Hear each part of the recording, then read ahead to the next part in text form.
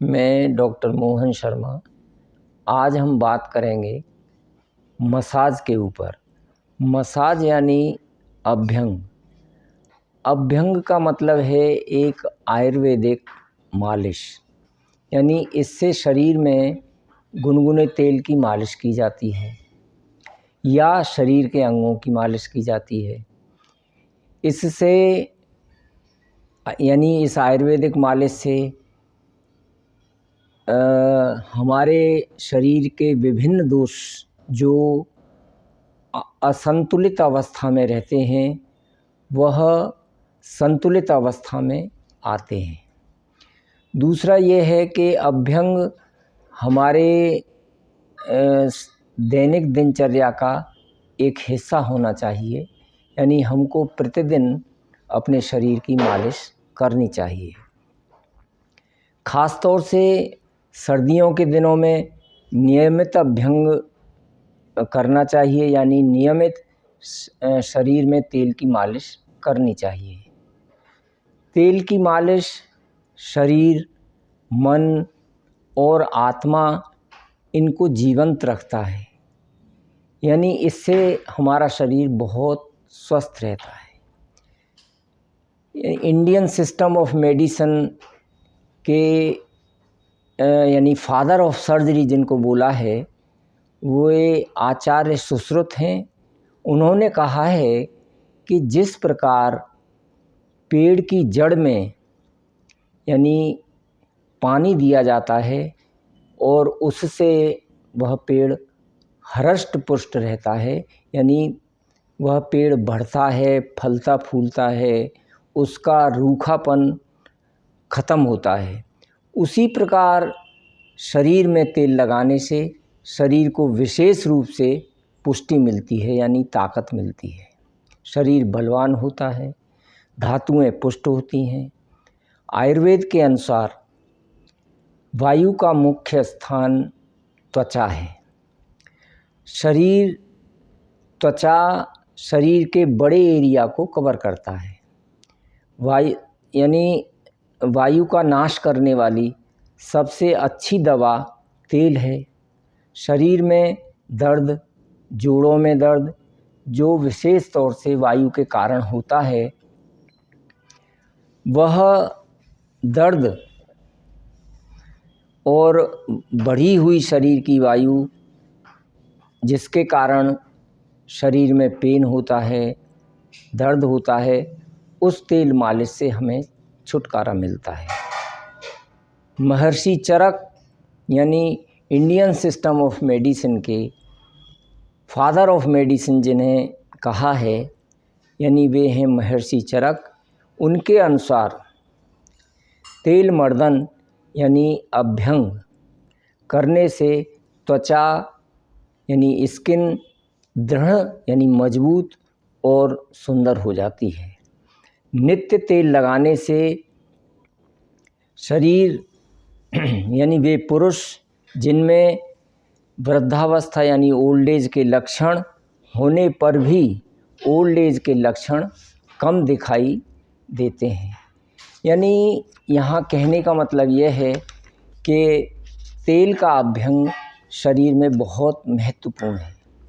इससे नींद अच्छी आती है, त्वचा सॉफ्ट रहती है, त्वचा ग्लो करती है, शरीर की धमनियाँ, शरीर की शिराएं, शरीर की नर्व्स यानी जिनको नाड़ियाँ बोला जाता है, उनको नरिशमेंट मिलता है, यानी उनको तर्पण मिलता है। वायु यानी वात रोग के रोगियों के लिए, यानी जिनको वायु के रोग होते हैं, जिनको कहते हैं कि भाई इनको वायु का रोग हो गया है, उनके लिए तेल मालिश बहुत अच्छी होती है। वायु का गुण रूखापन है, यानी ड्राईनेस है।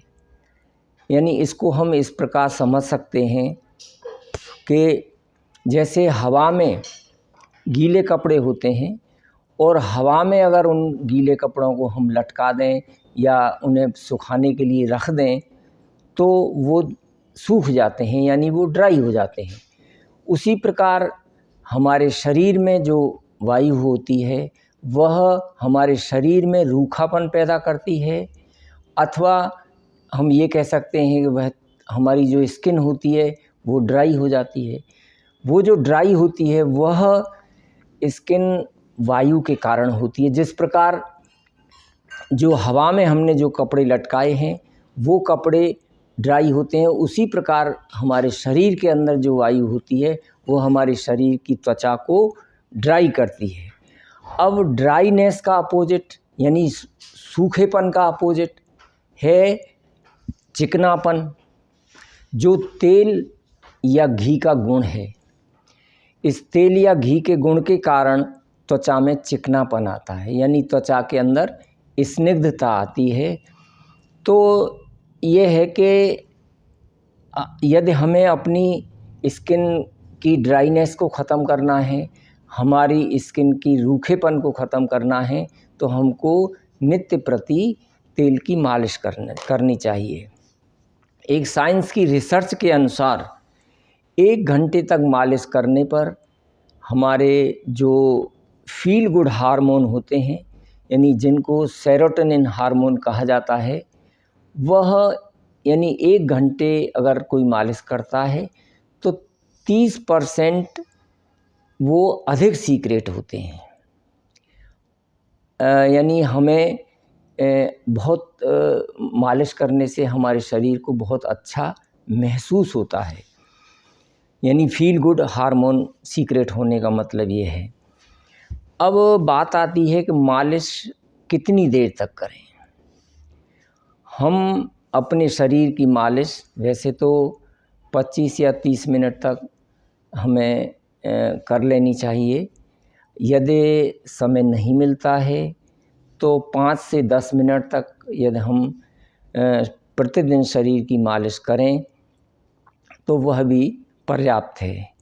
यानी अगर हम इसको इस तरह से कर सकते हैं कि 1 से 2 मिनट तक हम हमारे सिर, बालों में, मस्तक पर, नाक पर या नाक के थोड़े जो दोनों छिद्र हैं उनमें थोड़ा सा तेल, कान में तेल, कान के अंदर हल्का सा उंगली से लगा सकते हैं, और गर्दन में, यानी ये 1 से 2 मिनट तक कर सकते हैं। फिर 1 से 2 मिनट तक कंधों में, हमारे दोनों हाथों में मालिश की जा सकती है। फिर 1 से 2 मिनट तक हमारे सीने में, पेट पर, इसी प्रकार 1 से 2 मिनट तक हमारे पीठ की तरफ मालिश कर सकते हैं। फिर इसके बाद 1 से 2 मिनट तक हमारी कमर और हमारे दोनों पैरों में, कूल्हों में, इस प्रकार से हम 5 से 10 मिनट तक टोटल अगर हम प्रतिदिन मालिश करें तो हमारे शरीर की पूरी तरह से मालिश हो सकती है, और हम मालिश यानी इस मसाज से होने वाले लाभों को पूरी तरह से ले सकते हैं। अब बात आती है कि अभ्यंग या मालिश के लिए हम कौन सा तेल उपयोग में लें। वैसे तो चिकित्सा की दृष्टि से तो तेल अनेक प्रकार के हैं, जैसे आप लोगों ने सुना होगा नारायण तेल, महानारायण तेल, दशमूलादि तेल, बलादि तेल, चंदनादि तेल, लाक्षादि तेल, विषगर्भादि तेल, इस तरह के ये चिकित्सा के अनुसार तेल हैं। लेकिन जब साधारण तेल की अगर हम बात करते हैं तो साधारण तेलों में कहा है कि तिल का तेल, यानी जो वायु से संबंधित रोग हैं, यानी जिनके शरीर में वायु अधिक है, वो तिल के तेल की मालिश कर सकते हैं। और जिनके शरीर में गर्मी का है, यानी जिनके शरीर में गर्मी है, शरीर के अंदर जलन महसूस होती है, यानी जो पित्त प्रकृति वाले हैं, वो कोकोनट ऑयल या जिसको गोले का तेल बोलते हैं, अथवा घी, इनसे मालिश की जा सकती है। तीसरा आता है जो कफ प्रकृति वाले हैं, यानी जो लोग मोटे हैं, स्थूल हैं, वो लोग सरसों के तेल की मालिश कर सकते हैं। और जब भी इन तेलों की मालिश करें तो उन तेलों को थोड़ा सा हम गरम करके, गुनगुना करके शरीर पर तेल लगाएं। यदि संभव हो सके तो हम धूप में बैठ कर के तेल की मालिश करें, इससे विटामिन डी की भी पूर्ति होती है।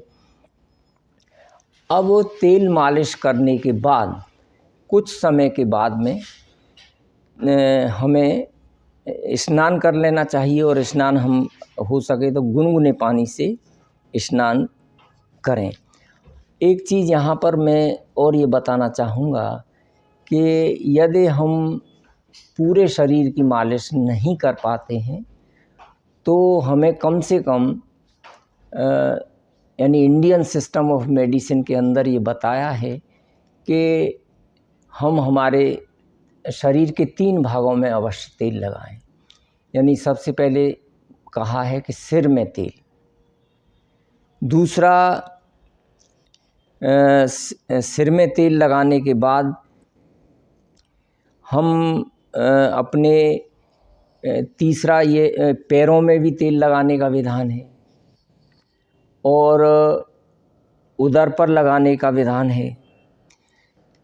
हाँ, सिर में तेल, कान में तेल और हमारे पाद तल पर तेल, यानी 3 जगह आवश्यक रूप से ये कहा है। अगर समय नहीं मिल पाता है तो सिर में तेल लगाएं, दूसरा कानों में तेल लगाएं। कानों में तेल लगाने का मतलब ये है जो हमारी कर्णपल्ली है, यानी जो बाहर का कान है, यहाँ पे तेल की मालिश करें, और कुछ बूंद हम 1 बूंद कान के अंदर भी डाल सकते हैं। और जो लोग कान में तेल डालना पसंद नहीं करते हैं तो वो उंगली से लेकर के तेल को इस तरह से कानों में लगा सकते हैं। और तीसरा है पैरों में तेल लगाना, यानी पैरों, यानी अब हमें क्या इनसे फ़ायदे क्या हैं कि सिर में तेल लगाने से क्या होता है कि हमारे बाल कम झड़ते हैं, बाल काले रहते हैं, हमें नींद अच्छी आती है, हमारी जो ज्ञानेंद्रियाँ जो सिर पर ही स्थित हैं ख़ास तौर से, तो वो बहुत उनमें अच्छा रहता है, उनमें प्रसन्नता का अनुभव होता है, अच्छी प्रकार से नींद आती है। कान में तेल लगाने से हमें यहाँ पर क्या होता है कि बहुत सारे एक्यूप्रेशर पॉइंट्स होते हैं, तो जब उनको हम प्रेशर से थोड़ा सा दबाते हैं, मालिश करते हैं, तो हमारे शरीर के विभिन्न अंगों में विभिन्न अंग हमारे स्वस्थ रहते हैं। दूसरा ये है कि सर्वाइकल स्पॉन्डिलाइटिस की संभावना कम होती है, कानों में बहरापन बहुत कम होता है, यानी लोग कान से हम अच्छी प्रकार से सुन पाते हैं। पैरों में तेल लगाने से क्या होता है कि पैरों में तेल लगाने से नींद अच्छी आती है, पैरों की कोमलता बनी रहती है, हमारे शरीर में स्थैर्य आता है, नेत्रों में प्रसन्नता आती है, साइटिका आदि रोग नहीं होते हैं। अब बात आती है कि तेल किन लोगों को नहीं लगाना चाहिए। तो तेल नहीं लगाने वाले, यानी जिनको फीवर हो, उन्हें तेल नहीं लगाना चाहिए। जिनको लूज मोशन हो रहे हों, यानी जिनको डायरिया, डिसेंट्री वगैरह होती है, उन्हें तेल नहीं लगाना है। दूसरा, जिनको अजीर्ण है, यानी जिन्हें ढंग से खाना नहीं पचता है, उनको तेल नहीं लगाना है। जिन्हें आलस्य बहुत आता है, उन्हें तेल नहीं लगाना है। और जो कफ प्रकृति वाले हैं, यानी जिन्हें सर्दी, जुखाम, खांसी वगैरह है, उन्हें तेल नहीं लगाना है। दूसरा ये है कि जो महिलाएं जो पीरियड्स के समय, उन महिलाओं को तेल की मालिश नहीं करनी चाहिए। यानी अभ्यंग या तेल मालिश ये शरीर के लिए बहुत ही अच्छा है, लेकिन जो भी हम अपने शरीर की मालिश करें, हम अभ्यंग करें जिसको कहें, या हम मसाज जिनको कह रहे हैं, वो हम एक बार हमारे जो भी चिकित्सक हैं उनसे हम इसके लिए परामर्श अवश्य ले लें। हाँ, एक और है जिनके कई बार जैसे फ्रैक्चर वगैरह हो जाता है, और कम से कम उस भाग पर हम मालिश ना करें, तो मेरे यहाँ पर कहने का अर्थ यही है कि जब भी हम इस तरह की कोई भी चीज़ अपने शरीर पर अप्लाई करें कि कौन सा तेल लगाना है, क्या लगाना है, किस समय करना है, वह सभी हम हमारे चिकित्सक से अवश्य परामर्श ले लें, ताकि हमें किसी प्रकार की कोई हानि होने की संभावना नहीं हो।